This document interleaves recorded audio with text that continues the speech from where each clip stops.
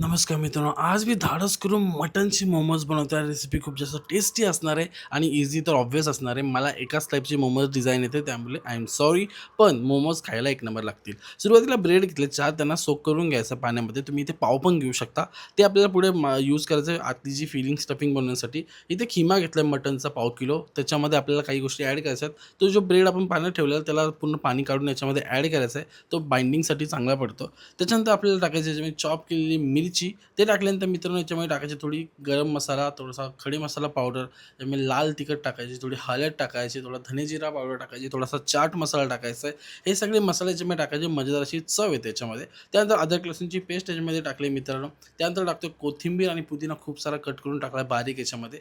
हे सगळं टाकल्यानंतर आपल्याला टाकायचं थोडासा बिर्याणी मसाला. त्याच्यानंतर टाकायचे याच्यामध्ये थोडासा तिखट मसाला जो असेल लाल तिखट या फिर तुम्ही आगरी कोळी यूज करू शकता, तुम्हाला स्पायसीनुसार पाहिजे.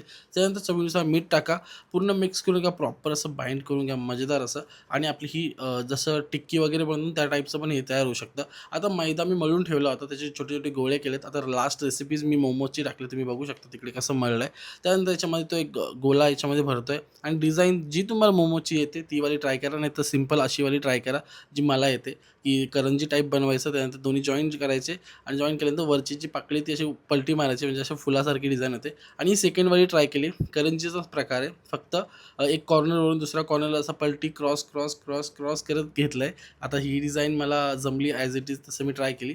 सो तुम्हाला ज्या हव्यात त्या डिझाईन ट्राय करा आणि बनवू शकता. आता काय करायचं आहे, मी स्टीमरवरती पहिले स्टीम करून घेणार. डायरेक्ट फ्राय केलं तर मटण इतकं शिजणार नाही. त्यामुळे पहिले स्टीमरमध्ये मी स्टीम करून घेणार आहे 15 ते 20 मिनिटं, जेवढे पण मोमोज आहेत तेवढे. आणि नंतर आपल्याला पुढे अजून एक प्रोसेस करायची, तिला आपण थोडी फ्राय करणार. म्हणजे तुम्हाला स्टीम केल्यानंतर पण खाऊ शकता, पण मी त्याला परत एकदा थोडं ऑइल फ्राय करणार, शॅलो फ्राय करणार आहे. आता स्टीम करून झाले 15 ते 20 मिनिटं प्रॉपर. त्याच्यानंतर आता पॅनवरती ऑइल टाकलं आहे आणि आता थोडंसं शॅलो फ्राय करून घेणार, म्हणजे वरतून ते थोडे क्रिस्पी पण होतील आणि आतमधून प्रॉपर शिजले पण जातील.